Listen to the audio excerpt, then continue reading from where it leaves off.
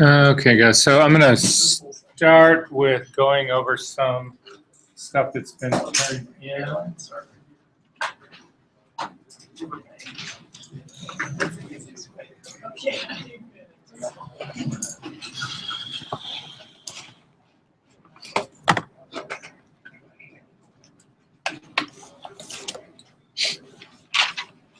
I'm not going to look at pen tool stuff yet. But I'm gonna go back to it because I want to show you guys a couple things about that assignment. So I'm going to do this a little bit out of order, but hopefully it'll make sense.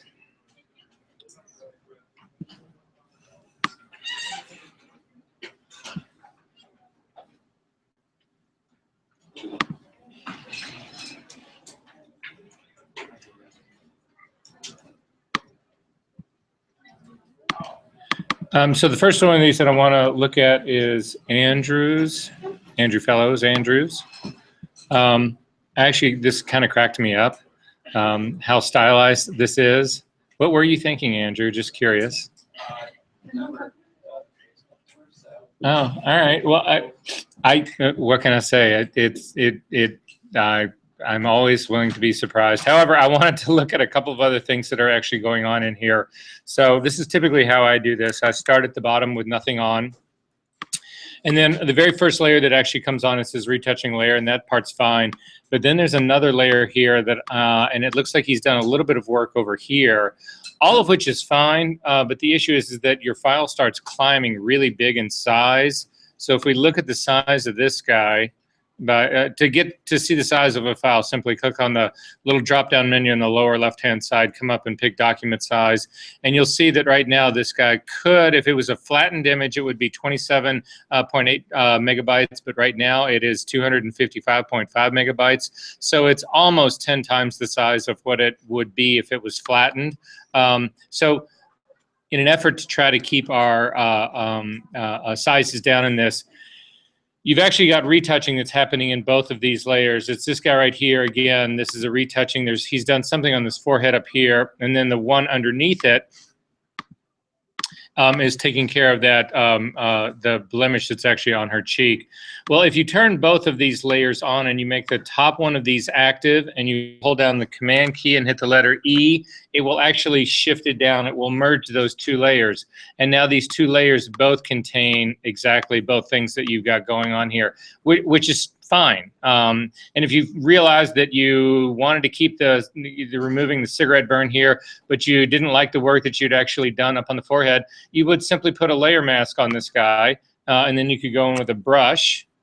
Make it a little bit larger brush.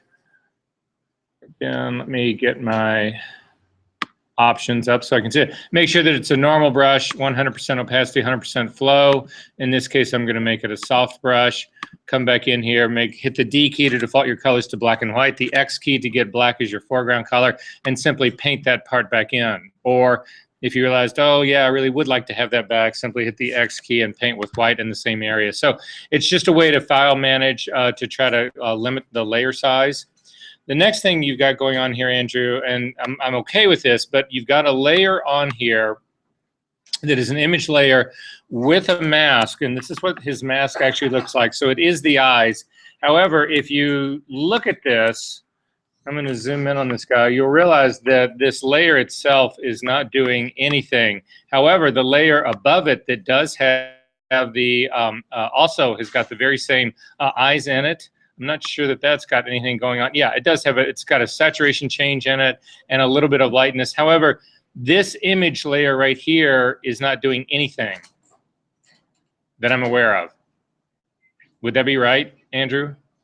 Okay, so I'm going to simply throw this guy away, and I'm going to keep the layer that's actually controlling, that's cleaning up the eyes, because that part was actually really smart. This next guy on here, I can't even see what's going on in this guy. So to try to figure out, I'm going to hold down the Option key and turn everything off, and then I realize, oh, it's the teeth. And so it looks like Andrew's done the same thing here. He's actually isolated the teeth. But then this in and of itself is not a correction at all. There's nothing going on there. However, the correction is here. This is where he lightens things up. So again, I'm going to throw that image layer away. Then he's got all of these layers that are actually doing this hair guy. And again, you can actually merge this, merge all of these guys down. However, it gets a little tricky merging these guys, the corrections that have actually been made here. So this is one of those cases. Remember I've said to you guys, don't ever apply your layer masks. This is probably a case where I would not do that, where I would apply the layer masks. So to see what that's like, I'm going to turn off everything else. And I'm going to just take this very first one right here. That was a change right here. I'm simply going to drag this layer mask down to the garbage. It's going to say, do you want to apply it? I'm going to say yes. And then the very next one, I'm going to do the same thing. I'm going to drag it down. And it's going to say to apply, and I'm going to say yes. And the next one, same trick. Drag it down and apply it. Leave it turned on. And then finally, the last one, turn it on. Drag the mask down and go ahead and apply that guy. Then I'm going to simply do merging downs using that Command E shortcut again. So again, I've got this top layer is active. If I simply hold down Command E, it merges it down into the one underneath it. If I hit Command E again, it merges it down into the one underneath it. And finally, Command E again merges it all down. So now I've got a single layer that is controlling all the hair. However, this is pixel work, and so is this work right down here underneath the eyes. So I can drag this guy down to where it is just above my pixel retouching layer. I'm going to go ahead and fill this layer mask with white because I'm keeping all of the retouching. And then I'm going to simply merge this layer down into this one as well, Command E. You'll get a dialog box that comes up and it says that the underlying layer has actually got a mask on it. Do you want to preserve this mask? In most cases, you would say yes to that. In my case, it doesn't really matter because it's a white mask. There's nothing on it. I'm not doing anything with it. But I'll go ahead and say preserve regardless. And now you can see that all of the pixel retouching, the stuff on the side of her head, all the hair, the cigarette burn on the side of her face is all in one single layer. Then I've got two curves on here that are actually controlling this. And then finally, he does have a tonal layer here that's actually, this is his large tonal retouching. I'm not sure what's going on in this stamp layer. So again, I'm going to hold down the Option key and turn it off. And it looks like this is some more tonal retouching work that he's got. I can't merge this into anything. This will not merge down into, it looks like this was original detail work. So I'm fine with this, although I would probably rename this additional detail. You can see how hard it is to see this stuff, unlike this layer right here where you can spot everything. So at any rate, this is where I'm at right now, far more economical version of this. And instead of having 255 megabyte file size, I'm now at 110. I've cut it more than in half. So at any rate, I just want to point that part out.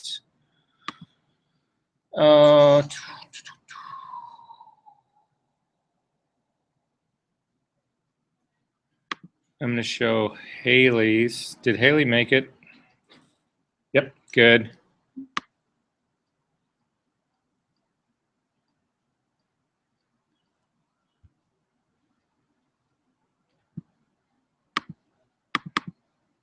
I thought Haley actually had the most successful of the fine detail work. Take a look at this, guys.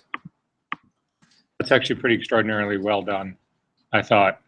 So again, this is her small work right here.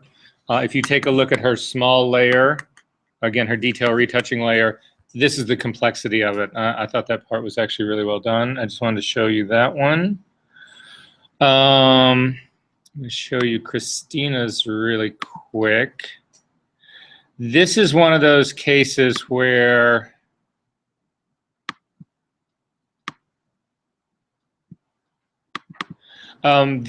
I think the focus thing can get away from you a little bit.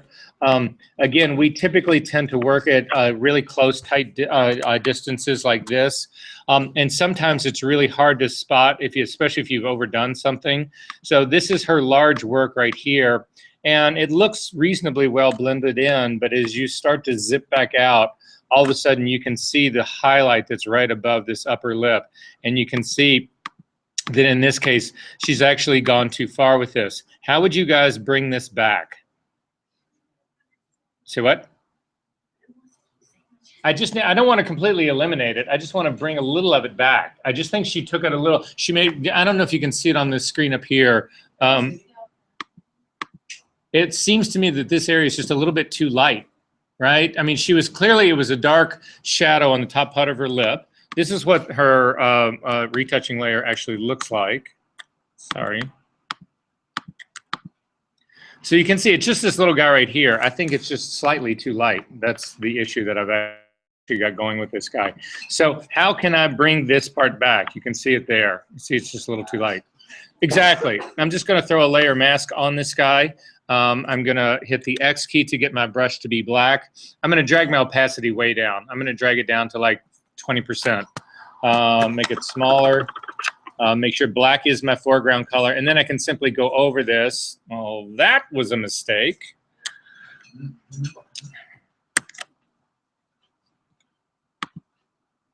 All right, so I'm on my mask. 19% opacity, blah, blah, blah, blah, blah. Where did that come from?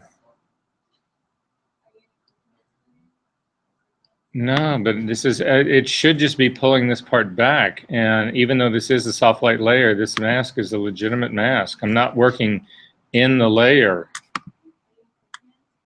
Oh, I shouldn't be, but no.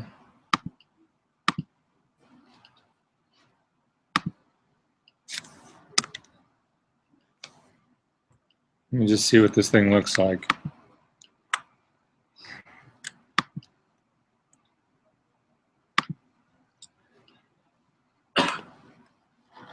All right, now how weird is that? Because now it works, right? Okay, so that just pulled it back a little bit. If I need to pull it back more, again, in that mask layer, just hit it again to pull it back a little bit more. I'm going to do a quick snapshot of this to just see a before and after. Scroll up to the top. So this is where she was. Again, I thought a little bit hot there. This is where we're at now. Just pulled it back a little bit. So it's not like you have to destroy all your work, start over again. Just use your masks to actually dial that part in slightly. Show you the other Andrews really quick. This is just something to be aware of. This can become a real problem in terms of texture. So when we talk about trying to, sort of the holy grail of doing skin retouching is preserving the texture of the skin. I'm going to show you something. It's not going to be the skin here. It's actually an issue that came up in his hair replacement. You can see he's got quite a number of different layers to actually try to build the hair fix. And I'm fine with that. But what I want to show you is this. I'm going to look at these guys by themselves one at a time. And you can see this first one out of the gate. It's not too bad. This is pretty hard of an edge that we've got going right here. I would probably soften that up. But this is the problem area right in here, is this transparency area right in here. Because what's going to happen now is that as you start to look at this on top of the figure, and also there's other layers that are going to be added on top of this, you've got areas of succeeding transparency that are laying on top of each other that will ultimately destroy all the texture in here. So again, if I take a look at this one, you can see that there's very little transparency right here, but this is visible. This is actually overlaying on top of the whole rest of this image. And we take a look at the next one. Again, I've got transparency in here. And the next one, it's the same thing here. And all of these at the various transparencies are all blending together, which ultimately will corrupt the texture as far as that part goes. So it's just something to be aware about. We've also talked in this class about looking at your masks by themselves and actually alone. So that's another smart thing to look at in this. I'm going to start back here at the beginning. And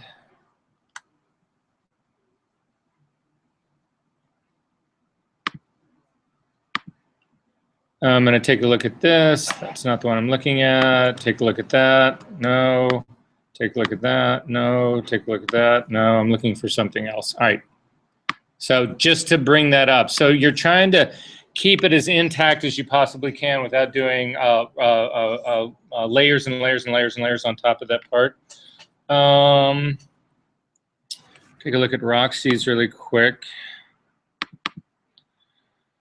So a number of people did this one, and so I'd want to talk to you guys about this. So when we talk about, actually, let me show you one other first. I'm going to show you the way it should have been done first, and then I'll show you the problem. So this is Haris, and I thought his was actually the best of the large tonal work, and you can see it here. This is what he's actually done. So you can see what he's actually going in doing, and he's looking only, he's not really looking for highlights and shadows on this girl's face. So for instance, there's a highlight right on the point of her nose. There's little highlights on the, you know, the top part of her lip. There's some highlights underneath her eyes right here. There's a highlight on her forehead. Then there's shadowing on the side of her face. All of those highlights and shadows give this face dimension. It's what gives it a roundness to that. So the trick in doing the large tonal retouching work is you're not trying to diminish the dimensionality of a face as much as what you're really trying to do is smooth out the blotchiness of the skin tone. So you can see without it, this definitely looks like a sort of a bag under her eye. There's a discoloration that's happening right here. There's a major discoloration that's happening right here. There's a discoloration, a darkening right here above her lip line right here. Those are the things that you really try to use this large layer to actually smooth those out so that they're actually closer in dimension to everybody else. But you want to keep these other highlights because this is what gives her face dimension. And that's where Roxy actually got into trouble in hers, is she actually goes after those things as well. So you can see, you know, losing the highlight on her chin and the highlight on her nose and the highlights underneath there, whatever, tends to start to flatten out the face. Does that make sense? There's another problem, and again, Roxy, is she even here? Again, that some people did, and it's this. They actually removed the moisture from this girl's eyes. So you can actually see it, right? Let me see if I can find where it happened. I don't think it's in the, it's not in the large layer. It's not in the small, so it's probably pixel.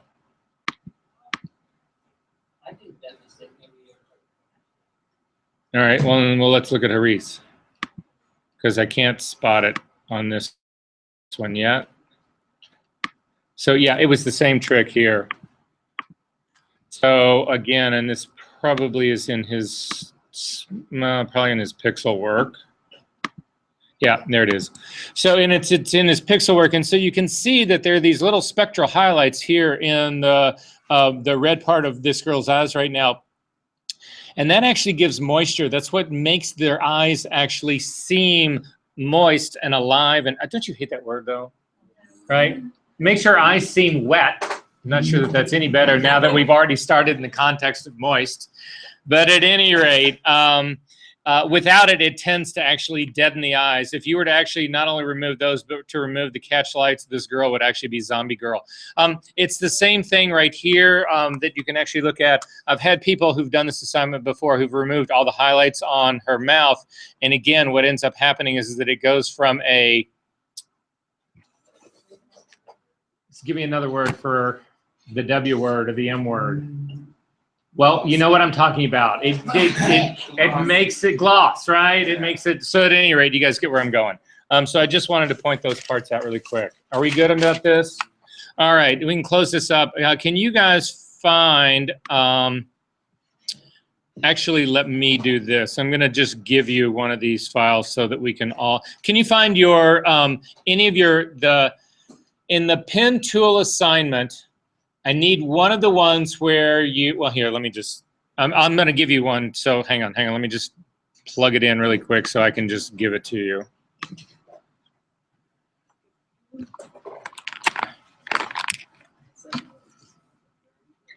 And there's a lot of people who did this, so if I pick your file to give to everybody else, don't freak out. It's not that I'm not accusing you. There was tons of them where this actually happened.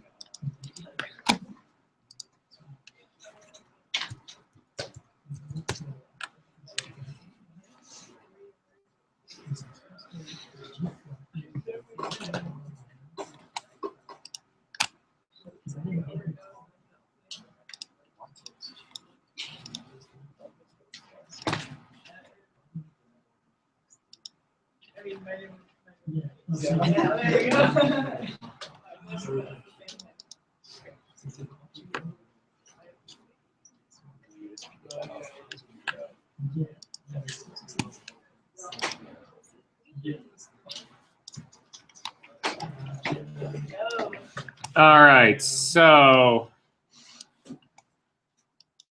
I know they think that these monitors have been calibrated, but what I just saw, there is no way. Not a prayer in hell that that has been calibrated.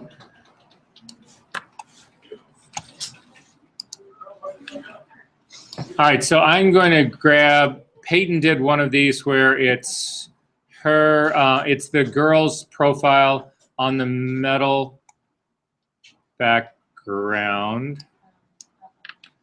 Don't worry about it, there's no uh-oh. Actually, I've got to give you two though, so that'll be one of them. Oh shit.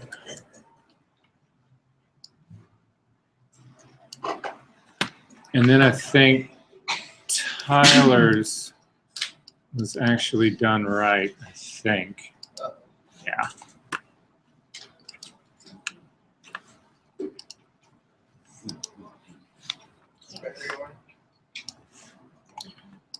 All right, so there are two files on the Dropbox.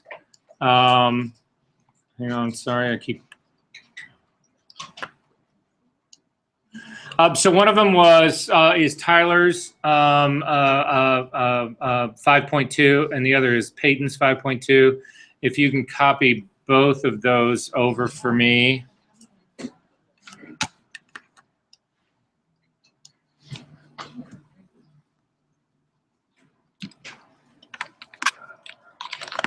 And go ahead and open up Tyler's. We might be able to do this whole thing with just his.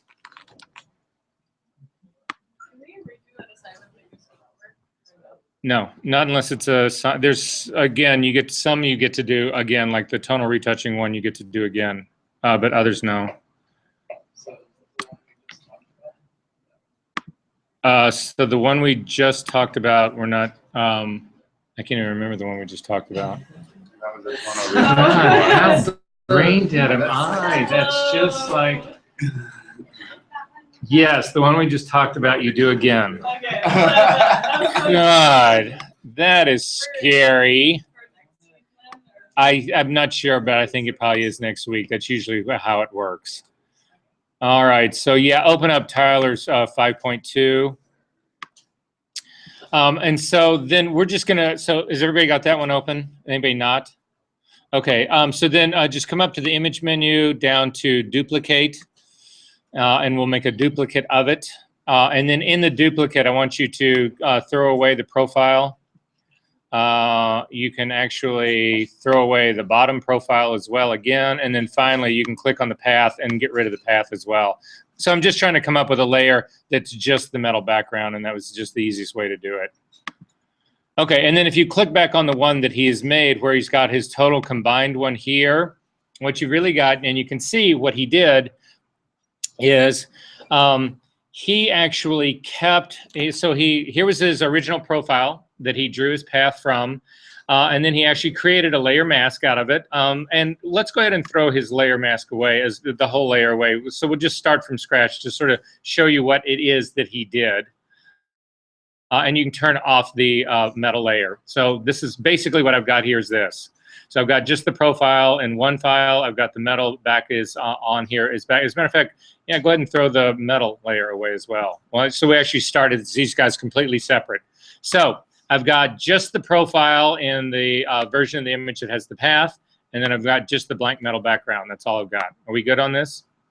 Okay, so he does the path, he selects the path. If you want to see what his path actually looks like, click on the path palette, come over to your keyboard, to the tools over in the keyboard. You want to select the black arrow. You can actually do this with the white arrow as well, but the black arrow is just easier because the black arrow, the minute you touch any part of the path, it'll select the entire path. Come over and simply with the path active, this path layer active, click and drag across it, and it'll pick up the path that he actually did. If you zoom into the path that he actually did, you can see that he actually played this smart. If he had to make a mistake on this, it was better for him to lose a little bit of this girl's skin than it was to actually keep part of the background. So if he had to make a mistake on one side, losing a little bit of the figure actually works to his advantage, because once he applies this as a mask, you'll never know that that part of her face is missing. Whereas if he'd erred on the outside and his path was running in this background, you wouldn't have a clean selection. You'd actually have part of the background still showing, and then you would know that that's what's actually happened. So then he actually loads this path as a selection, and he simply does that by command clicking and loading it. Then what a lot of people in this one did was that they would come back in right now and they would actually add a layer mask to this without doing anything else. And if you click and you do that, what you'll end up seeing is that the edge that it gives you is too cut out. It's too perfect an edge. The pen tool is really good at building a selection, but in this case, it's too good. So instead of doing that, I'm going to hit Command Z to undo that. With my selection still active, I am going to feather it. So up to the select menu, down to modify, and down to feather. I'm going to throw in a 2-pixel feather on this and say OK to that. The amount of feathering that you do depends on the resolution of your file. If you have a very small resolution file, you would use a very small pixel radius to do the feathering. If you've got a gigantic, really big file, a large res file, whatever, you have to use a larger pixel radius, and it's just that simple. There is no way to know for sure except to actually try it out. So again, I've feathered this guy. I'm actually going to add a layer mask on it right now and see what the quality of my edge looks like. And you can see that it's much, much smoother out, but I would actually argue that it's too smooth. There's too much softness in this. The first one was too sharp. I think this one is too soft. So again, I'm going to Command Z to undo that. Then I'm going to go back in history, because right now I've actually got that feather is on this guy. I need to go back in time before I actually feathered this selection. So in my history palette, I'm simply going to click back one step. That removes that 2-pixel feather off of this selection. Then I'm going to come up to the select menu, down to modify, down to feather, and change it to a 1-pixel radius and say OK. And then again, apply the layer mask and see how I feel about this. I actually feel better about this. However, it might still be too soft. I don't really know. It'll probably blend on the metal background pretty well, but I'm going to try this one last time. So I'm simply going over to my history palette, and I'm going to go back in history to the state just before it got feathered. So it's one, in my case, called selection change. And I'm going to try one last feathering. So I'm going to come up to the select menu, down to modify, down to feather, and I'm going to try 0.5 pixel, 0.5, and say OK to that, and then apply that as a layer mask. And in many ways, I'm feeling better about this guy. I sort of like the way this guy actually looks. You could have that entire time have done history stamps of this, so that you could go back and forth and see the differences in those guys really quickly. But nonetheless, I still feel I'm pretty good about this guy. So I'm going to copy this layer. I'm going to duplicate it. I'm actually going to drag the mask off my bottom layer, because again, this is my virgin layer down here. This is where people got into trouble. Some people, when they got rid of that layer mask, actually applied it. And this is what happens if you apply it. That is destructive pixel work. We've just thrown away all those pixels. That is not what you want to do. I'm going to Command Z to undo that, or go back in time to actually do this. Click on that, and then I'm simply going to throw this layer away. And when it says to throw it away, you simply want to delete the mask. You do not want to apply it. Apply it removes all the pixels that are being hidden by the black part of the mask and leaving the white one. So you simply want to delete this guy. So this is where we are so far, and this is where you guys should have been. And you can still see that the path is still there, because I've done all of this work on this layer.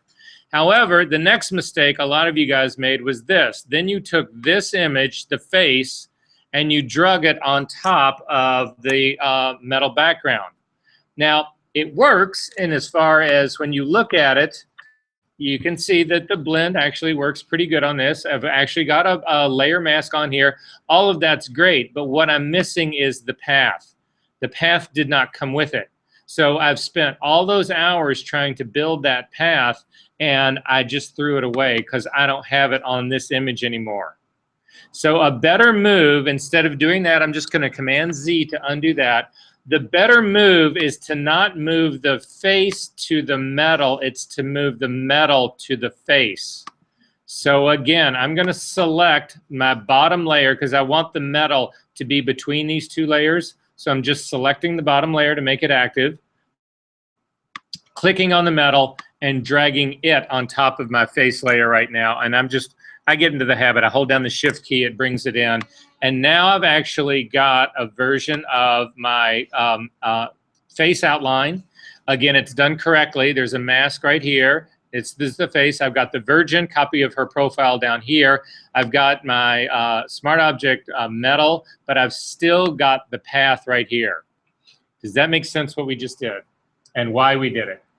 Okay. However, there are things that will stop working. So for instance, go back into your layer right now, select the very top layer, and now I want you to do a transform. So the very top layer is selected, the one that's got the mask on it with the profile. When you do a transform on this, it will not only transform the image itself, but it will also transform the mask because you've got this chain link between the two. If you were to click on this to get rid of that chain link, then you could actually transform just the pixel layer or just the mask, either one. But I'm going to transform them together. I'm going to keep them connected. So I've got the chain link in between the two, and I'm going to transform it. So Command-T brings up the transform dialog box. I'm going to click on the chain link up in my options menu right now, this one right up here. Look at my screen to see what I'm talking about. When you click on this one, it actually links the height to the width. So these maintain their relative ratios. So, and then you can just click, hover your cursor over either the H or the W, and you will see you get the scrubby slider, and click and drag it down to like, I don't know, 50%. And you can see that not only did it reduce the, transform the pixel size, but it also transformed the mask as well. If you hit the Enter key and return, that part works out really well. However, if you come back into your path layer and you look at the path that was originally drawn, you make it active, come over and click on your Select Path tool and simply drag across this, you'll see that the path no longer fits the face. The path is actually still at its original size when the image itself and the mask itself got reduced. So all of these become problems for us, and they're all solved in exactly the same way. So to solve these, I need you to go back in time in your history palette. So it was before the transform happened, but you do have the metal layer in there. So for me, it was back, I had done the link and unlink mask. The drag layer is when the metal got moved into this image. So to take care of this problem, what we need to do is we actually need to add the path itself to this layer. So I want you to go ahead and select the very top layer to make it active. Then come back into your path palette right here, and you need to click on the path layer to make it active as well. Then back into the layers palette and you click on the add layer mask again. And what'll end up happening is, you can see it right here if I drag and get my layers palette wider. You can see what ends up happening now. I have actually got two masks that are sitting on this one layer. The first mask that is in this black and white is my pixel mask, and I can still work on this using brushes. So for instance, I can hit the B key and I could paint on this guy. I can do all of the whole 9 yards. However, this guy right here, this mask right here, is actually the path. This, and you'll see the reason it's like gray, it's got a gray background with a white figure. If you look in your path palette right now, you will see that you've not only got exactly that as the face, that was the original path that Tyler actually made, but you've also got this one right here, and it's this vector mask right here. So now if you wanted to, I'm going to slide this out of the way a little bit. Now you could actually grab this top layer of your mask, the top layer that is this profile. You could now click and drag this over onto the metal layer. I'm going to hold down the Shift key so it centers it. You will see that all three got brought in together. You have the figure mask, the virgin figure mask, not one that's had the mask applied. You've got the pixel mask that's right next to it.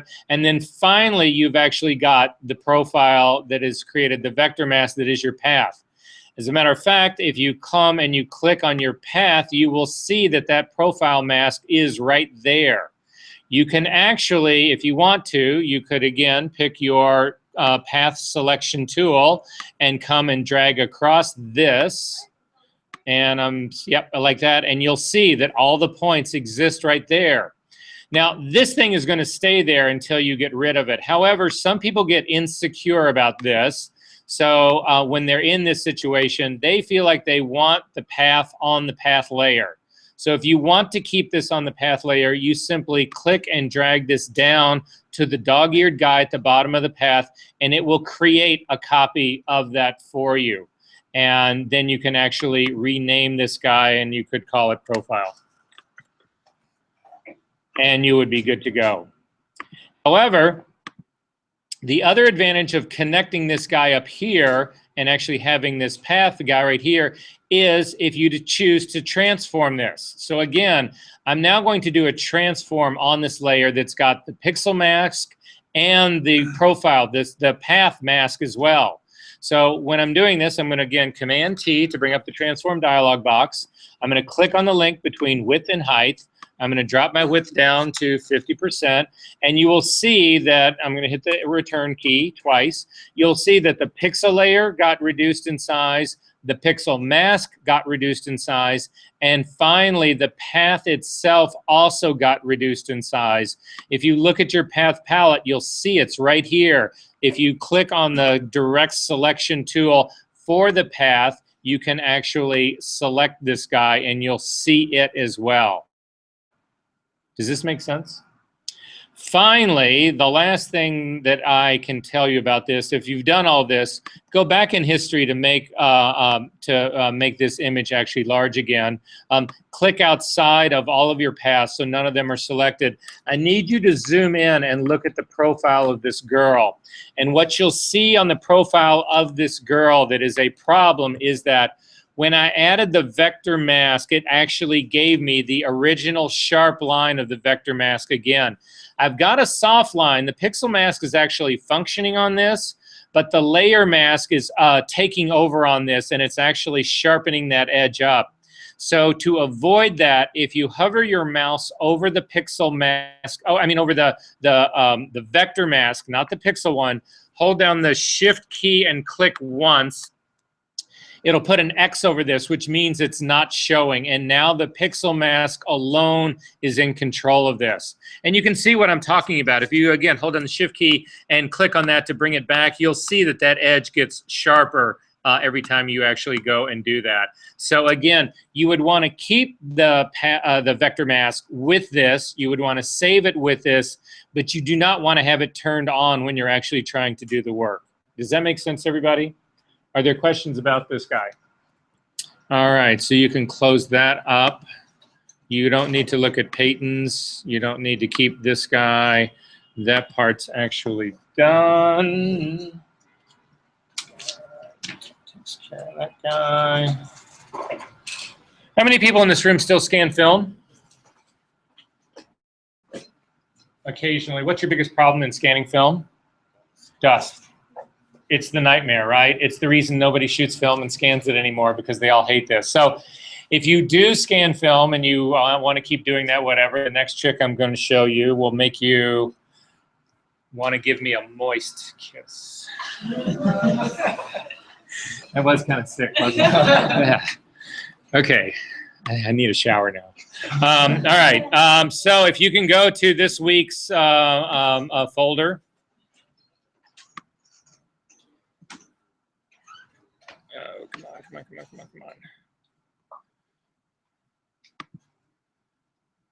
Let me get there with you.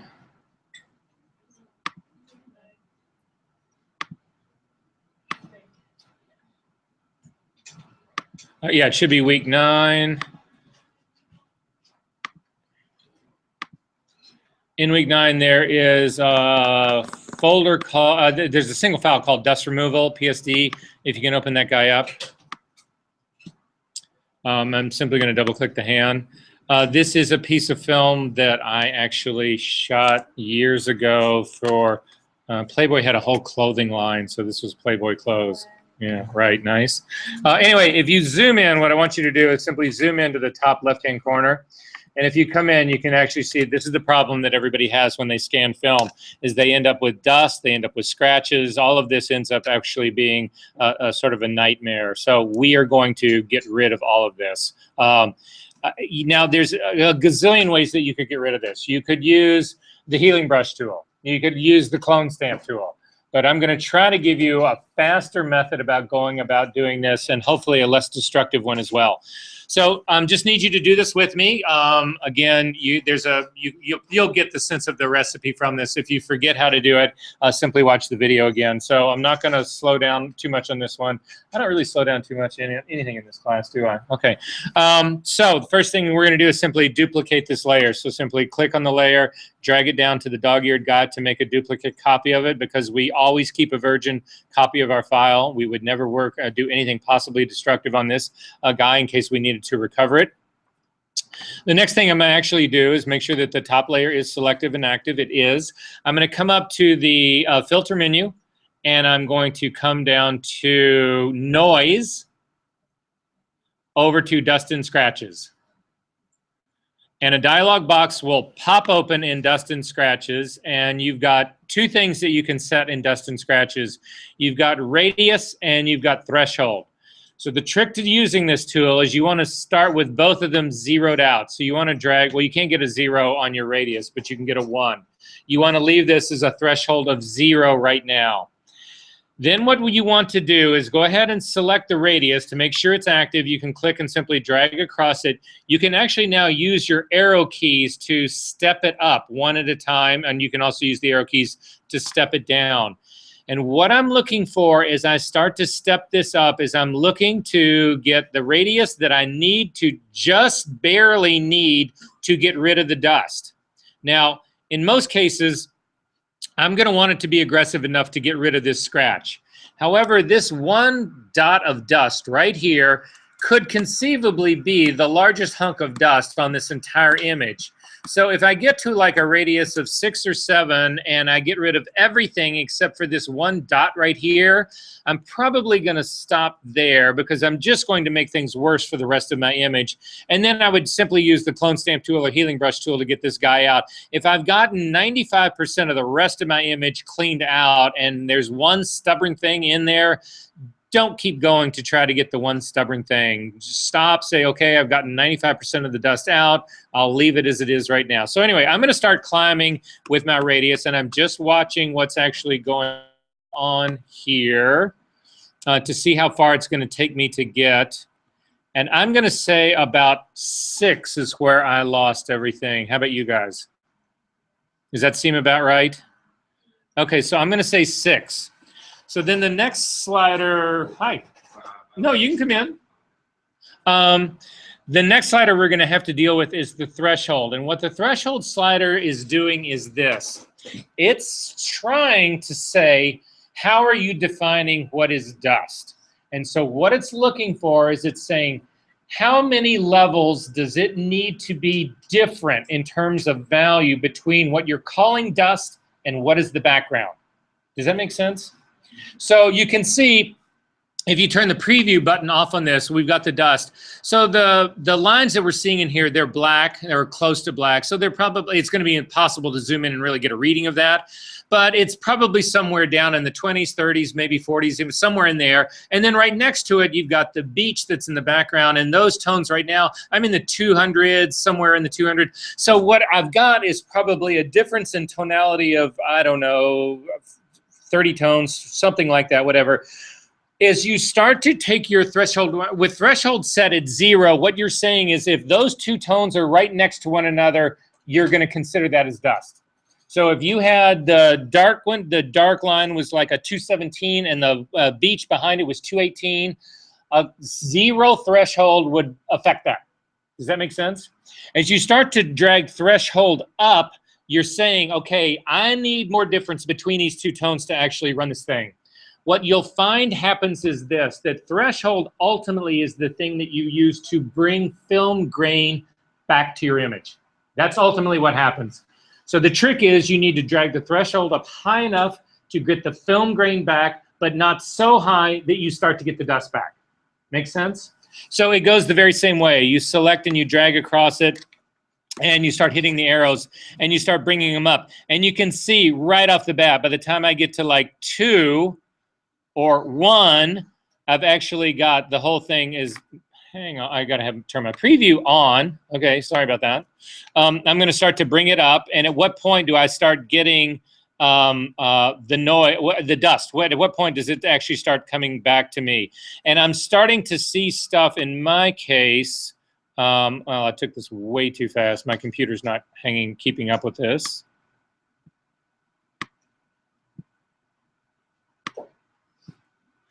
I'm starting to see stuff back also right around 5 or 6. Is that happening to you guys? Okay, so this is the noise and scratch filter that I'm actually going to run on this guy. However, if you turn the preview dialog button on and off, look what it does to this guy. Look what it does to his hair. Look, I mean, it pretty much fucks everything up, right? That's okay. Don't worry. We're going to take care of that. So I want you to go ahead and say okay to this. And you will notice now over in your history palette that you've actually, the very last thing that we just ran was this dust and scratches. I want you to make a history snapshot for me right now. So again, the little camera at the bottom, click on this, and you want to name this snapshot dust and scratch. And say okay. So what we've actually got now is we've got our dust and scratch history state is sitting right here. Everybody's got that, right?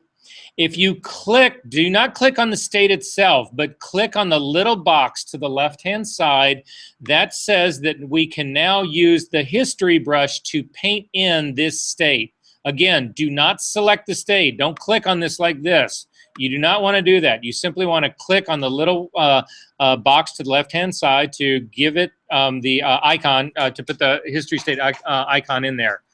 Then you want to come back down to your history palette, and you want to go back 1 step in history so that all of the dust comes back. So again, what I have got now, if you look up at my screen, is none of the dust has been removed. None of the scratches have been removed. But I have a dust and history state where they were. Does that make sense to everybody? Then finally, give me 2 seconds to get my tablet hooked up. We're actually going to use this guy.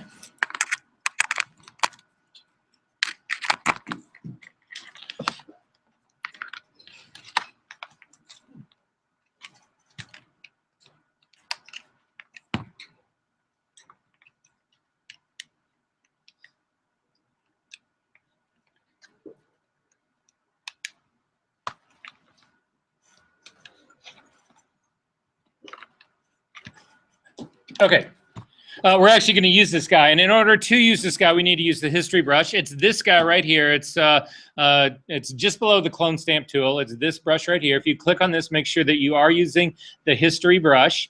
However, we want to keep this work as non-destructive as we can possibly do it, and we also want control in it. So I am going to go up to my options menu. I'm going to click on my drop-down menu, whatever, and I'm actually going to pick a hard brush here. Actually, I'm not going to be completely hard, but pretty hard. So I'm going to be around 85%. Again, I have a little bit of a soft edge because I don't want to see a dot that I've actually possibly brushed in, but I do want to bring it. I want control. I don't want to overspray areas that don't require this. I'm going to leave the opacity at 100%, the flow at 100%, but I'm looking at this dust right now. Is this dust lighter than the background or darker? It's darker, so I'm going to use my blending mode to restrict this to lighten only. And what that does is that now I can paint across big areas right here. The only thing that will change in the difference is what was history state, what was actually lighter now. So you can see that you can actually hit your dust out in one big swoop like that. Now, is that worth the price of showing up today? You betcha, right? It gets even better. Hit Command Z to undo that. You can actually use your lasso tool. So hit the L key, and what I want you to do is simply select this whole top corner over here. Now, this cracked me up. In my Digital 1 class last Wednesday, I said to them, I want you to select a big area like this, and it took like a half an hour. And it was like, because everybody kept doing this. This is what everybody kept trying to do. Watch my screen right here, because again, you guys are all beyond this, but you can laugh at this. So when I select something like this, I'm going to shrink this down a little bit more so that you can sort of see what they were doing. What I typically do is I start on like this, whatever, and then I go completely out of the frame. I'm like completely out of the frame right now and then come back in, and it works fine, right? They were doing this. They would start here like this, and then they were trying to draw the line along here like this, and they kept doing this, and then they would get frustrated, and then when they come down, and it was hysterical. Anyway, so the whole idea is you can go completely outside of your frame, and the lasso tool will remember. So actually, just do a big selection of that. Come over to the Edit menu, down to Fill. In your drop-down menu, you can fill with history. You can also use a blending mode of this fill. So in your blending mode, again, you would change this to lighten. So now we are doing a fill of this entire area right here using the history state that we designated up in the very beginning and using a blending mode of lighten, and go ahead and simply say okay, and that part's actually gone. Command D to deselect, back to the history brush itself. And you can see we can actually now go after really large areas of this. I mean, you don't even need to be pretty about this. You can actually just come down and hit whole parts like this. So I'm going to zoom into this part of this girl's thigh. I've got a dot that's right here. This actually looks like it's possible that this is a dead pixel on the scanner. I'm not really sure what's causing this guy. But nonetheless, it is that exact same problem. So I'm going to make my brush much, much, much smaller. And then I'm going to simply get rid of that guy. And it does a really good job of it, and these other guys. And I'm just taking care of those guys. I can actually get rid of this part as well. However, if you zoom up and you actually look at this girl's, look at the bathing suit, it'll get rid of those guys. It looks like there's dirt right here on her stomach. All of that part works really well until you get up to this area that's right above that pocket. So as you can see the little Playboy emblem right here, right above her pocket, and you look at the screen to see what I'm talking about. There's a piece of dust right here. And if you go after this guy, you do not get rid of it. If I'm like hitting it as hard as I can. Why am I not getting rid of this piece of dust? Because the blending mode is actually set to lighten, which is the problem on this. So to change that, I am simply going to change my blending mode from lighten to darken, and then I can knock this guy out. If you go over and look at the guy, you will see that there is a scratch running right down this guy's chest. And again, we can actually go after this guy. I'm changing my blending mode again back to lighten. And then you can see you just run straight down this guy. You don't have to sample anything. You don't have to do any of that stuff. You don't even have to do it near his face, whatever. You can just run right across that. You don't have to worry about, is your healing brush tool going to actually screw that whole part up? And it actually does a really good, solid job of removing the dust and scratches in this guy. So this whole process just becomes much faster and much easier and much more direct to use. Again, you can get it to be really targeted like I'm doing right now, or you can get it to work on extremely large areas of your image. Either way. Is this destructive? Of course it is. But again, we've got it on a separate layer that we're actually doing this part on. Does this make sense? Did this work for you guys? Yeah, game changer, right? It makes it so fast to do this work. So again, blah, blah, blah, blah. Okay.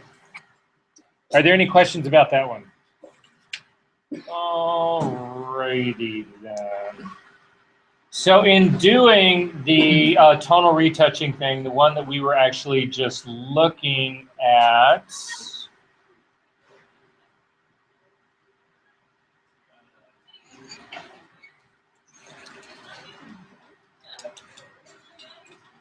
If you've got your Skin Eyes retouch one, the one that you did your tonal work on, if you can open that up and you can use that, or you can start. There should be a virgin copy of that file in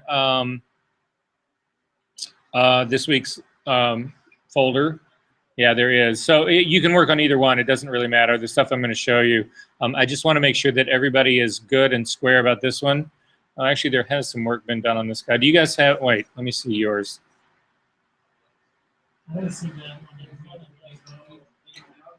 Then go to week 8 and just grab the one out of week 8.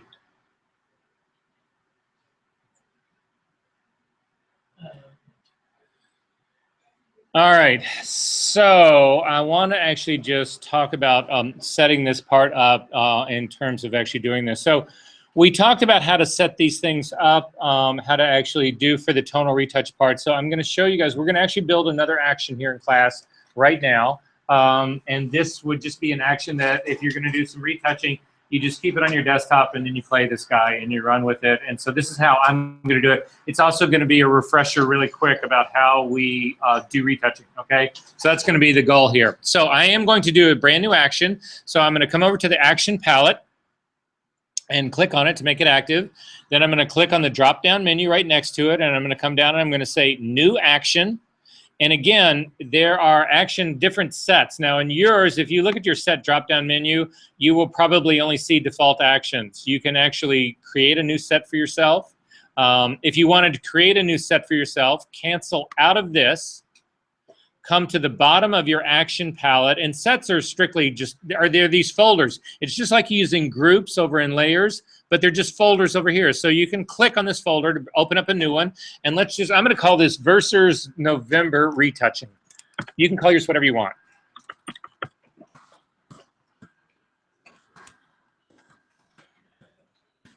And say OK. And what you'll notice is now at the very bottom of your actions palette, there is a folder that's called Verser's November Retouching. And now when we create a new action, we can actually put it in there. It's in there by default. If you wanted to come back up to your default folder, you would pick this. If you wanted to, you can have a gazillion of these folders for specific things. But so we'll put it in your brand new folder, and I'm going to say record. So now everything that I do in Photoshop is going to be recorded in this action. As a matter of fact, I take that back. I'm going to hit stop because I did not name that action. So if you've done that, hit the little square at the bottom of your action palette and then click on this thing called Action 1 and drag it to the trash, because we need something that is descriptive of what we're going to do. So again, up to the drop-down menu, down to New Action, and we're going to name this Retouch Setup.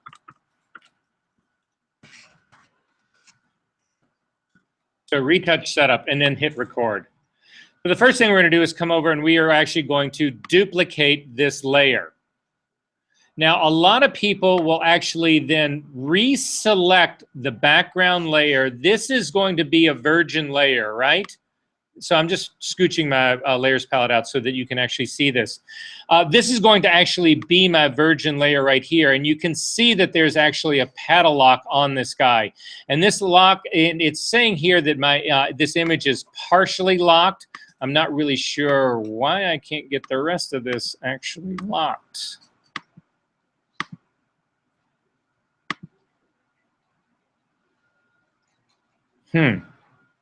At any rate, you can lock everything in your file. So I'm going to select my top one now instead because the bottom one is not actually letting me go in and change the locking on this. You can try this. Let's do this. We'll just try. We'll see if this builds it into the action. If you double click on your background, it's going to ask you to actually call this layer 0 and go ahead and say OK to that. And what that does is that removes all the locking on this layer. However, it opens up the lock palette that's sitting right here at the very top of it. If you click on this first icon next to lock, the one that looks like the checkerboard, what that is it's locking transparent pixels. So, and what that means is anything on here that was transparent, if you started to paint on some area, it would only paint over areas that were not transparent. I'll show you an example of this as soon as we get through making this action. So anyway, that's what this is. The next one over is locking. It will not let you change any of the pixels. You can't paint on this image. You can't do anything as far as that part goes. The next one over is moving your image. This will actually lock its position. And then finally, this last one here, again, is something that nobody actually uses on all. Nobody that I know actually uses artboards and this kind of stuff. Nonetheless, if you want to lock everything on this guy, you click on the lock button, and you will see that all of these guys go dark. You've now got a lock on this guy. You can't do anything to this layer right now. You can't, I mean, again, if you come over and hit the B key, you'll see you can't paint on this guy. If you hit the V key to get the move tool, you will also notice that you can't move this guy. It's saying we could not use the move tool because this layer is locked. A lot of people will do this because it makes it puts the chastity belt on your virgin. So then the next thing I'm going to do is I am going to turn on this background copy up at the top. I am going to make it visible. I'm going to double click on the name, and I'm actually going to call this Pixel Retouch.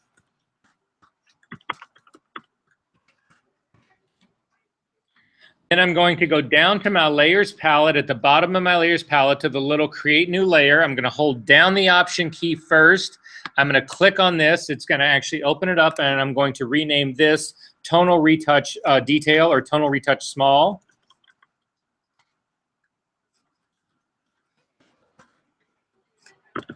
I am going to click on the blending mode and change it to soft light, and I'm also going to click on fill this with 50% gray, and I'm going to say okay to that.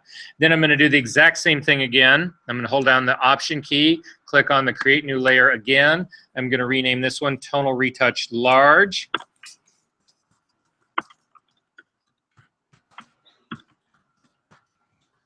Again, I'm going to change its blending mode to soft light. Click on the fill with 50% neutral gray color. I'm going to say okay to that. And then finally, I'm going to come over here and click on the little square box at the bottom of my action palette to stop that action. And now I'm actually set up to do my retouching. I've got to pick a foreground and a background color, but I'm basically set up. To see if this works, click on your history palette and go all the way back to the very beginning where you started out the opening up skin eyes retouch part. It's at the very top of your history palette. Then go back to your actions palette, and we are going to run this action, and you'll see, yep. Are you clicking on, you need to click on the square. All right, so going all the way back to where my image was in the beginning, you now need to scroll up in the action palette to see where this action begins, because what you're looking at the bottom, this is actually the end of the action happening right here. These were the steps that we actually took right down here. So I'm going to go back up in time to get to my retouch setup action. You can actually collapse the little triangle that holds that. So this is the action right here that's sitting in my Verser November retouch group. Select the topmost layer of the action and then simply click on the run button.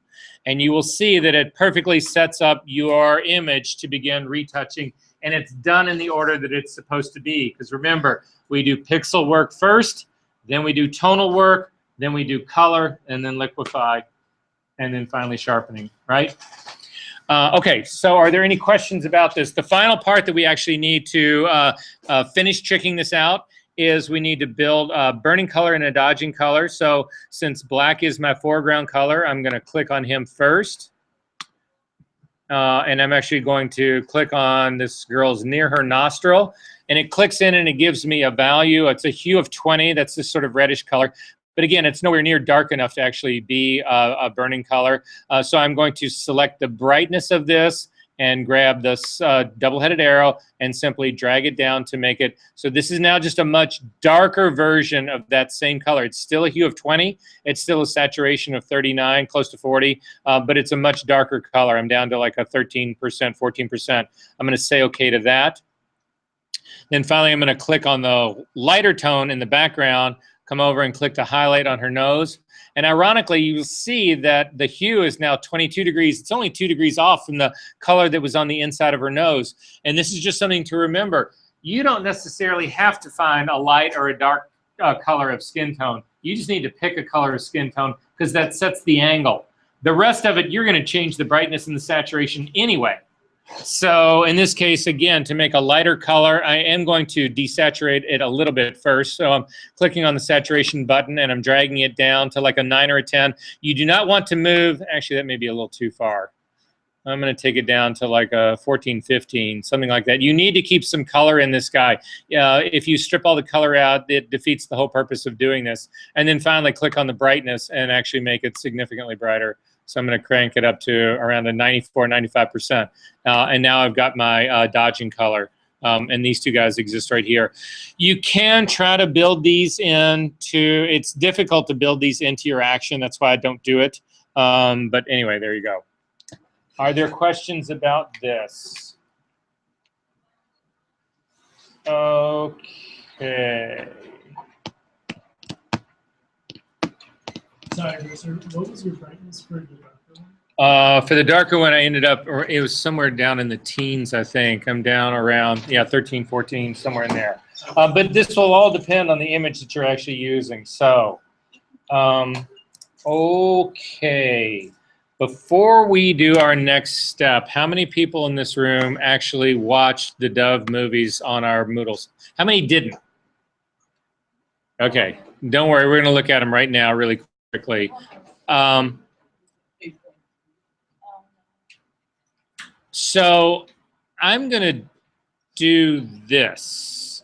I am actually going to play the movies on this other computer. Okay, here's the thing. Both of these movies is copyrighted, and have I talked to you about the copyright issue on my video recordings? YouTube is incredibly sophisticated at scanning anything you put up on YouTube for copyright content. It's done by robots. It's not people looking at this shit, and they find all sorts of stuff, and they'll flag my video if they see what they believe to be copyrighted content on it, and they won't. Ultimately, I can protest it, and because it is done in an educational setting for education, there actually is no copyright that would prevent me from doing this. However, I don't want to fight that battle with them, so I'm going to just show this to you on this other screen. So you maybe will hear this. Should I just stop the recording so you don't have to suffer through this? I'm just going to stop the recording, so because otherwise you don't need to hear all of this. And then as soon as we get through this, I'll start up a new one and we'll go from there.